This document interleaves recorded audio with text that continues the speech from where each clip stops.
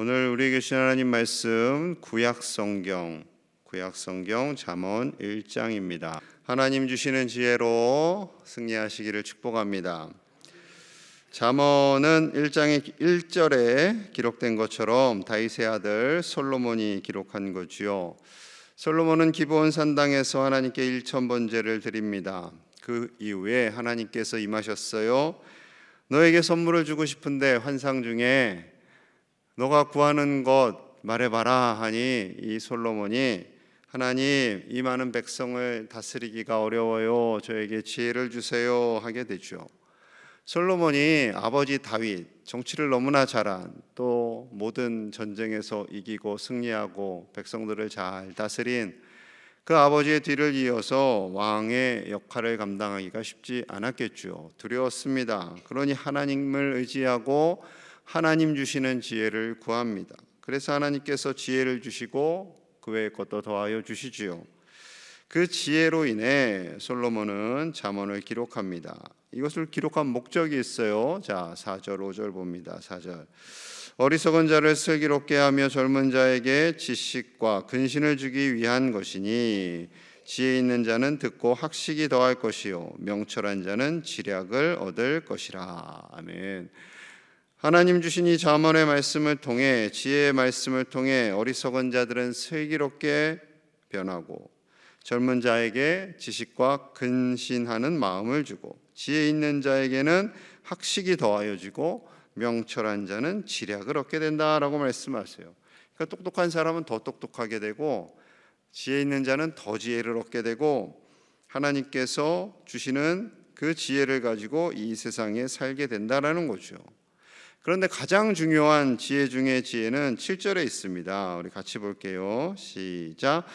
여호와를 경외하는 것이 지식의 근본이거늘 미련한 자는 지혜와 훈계를 멸시하느니라. 아멘.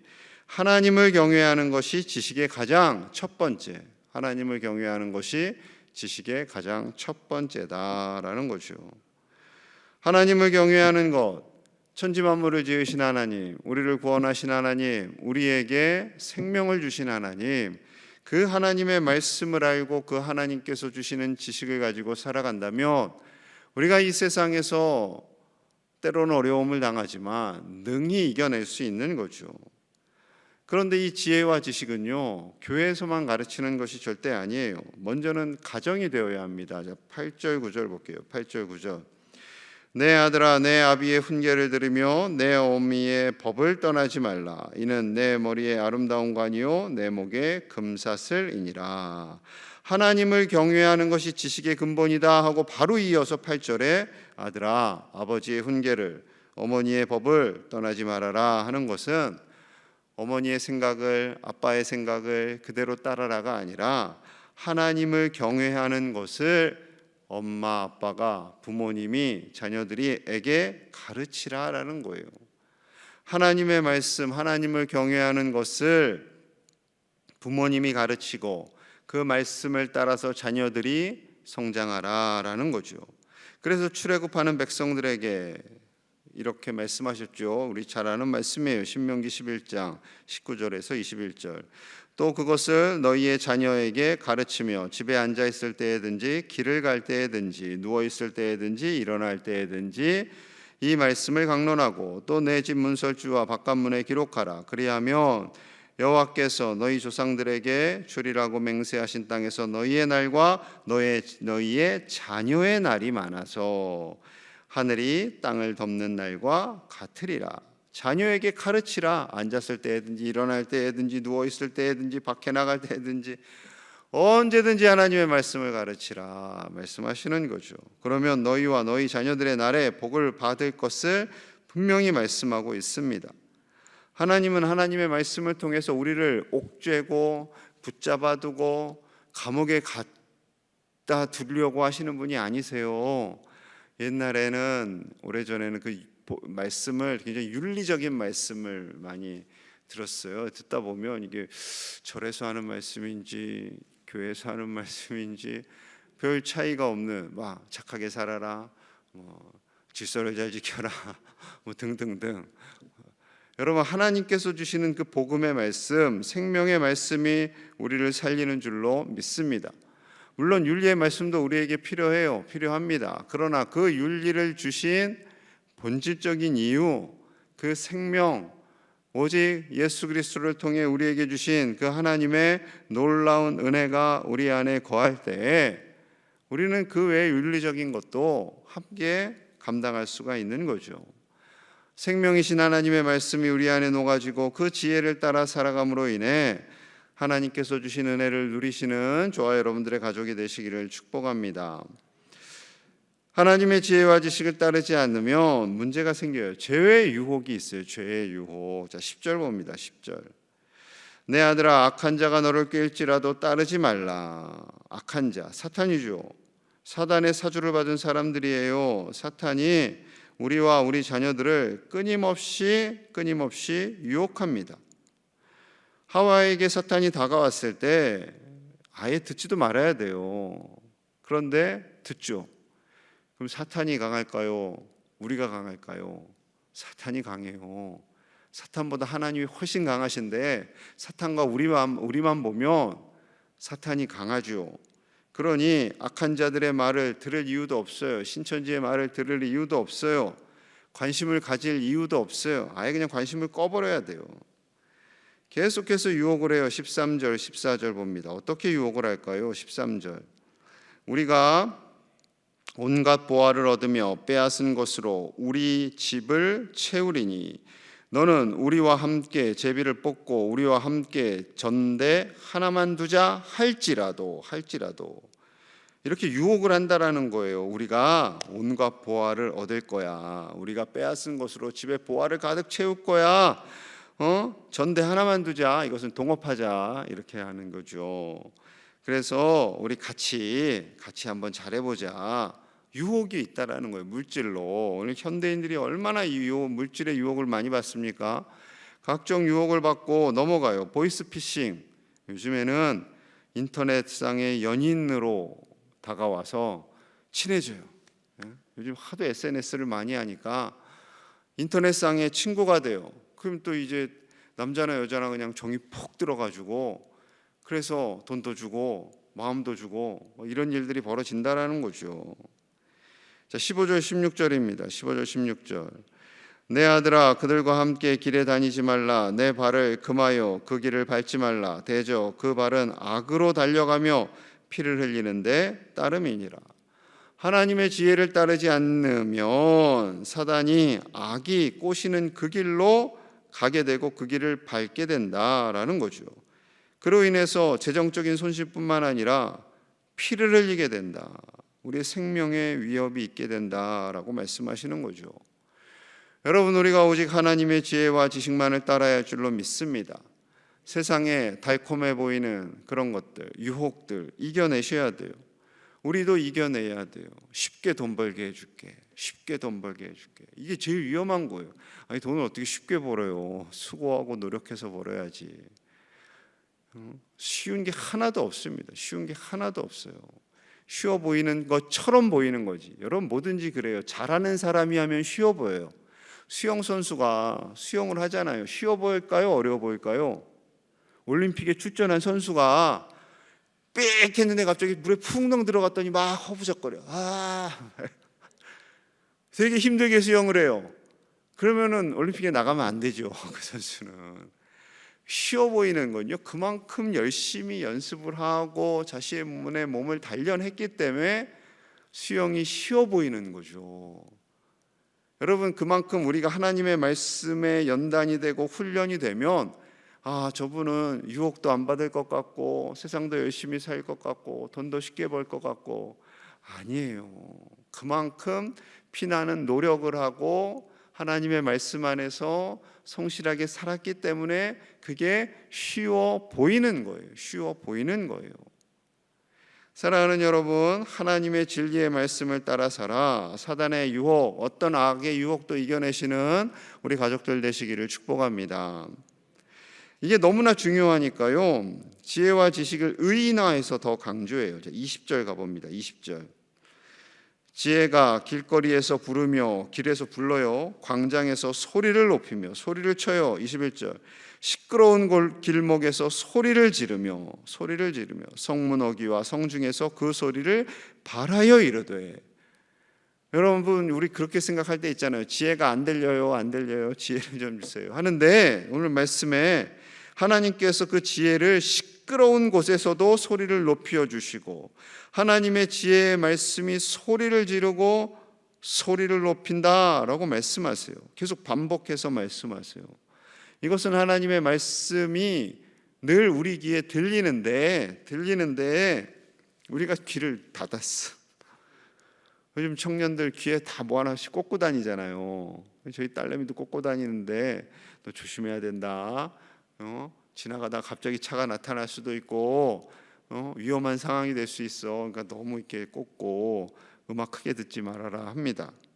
왜냐하면 이게 하나님께서 큰 소리로 외친다고 하시잖아요. 하나님 주시는 지혜로. 근데 어떻게 반응했을까요? 24절 봅니다. 24절.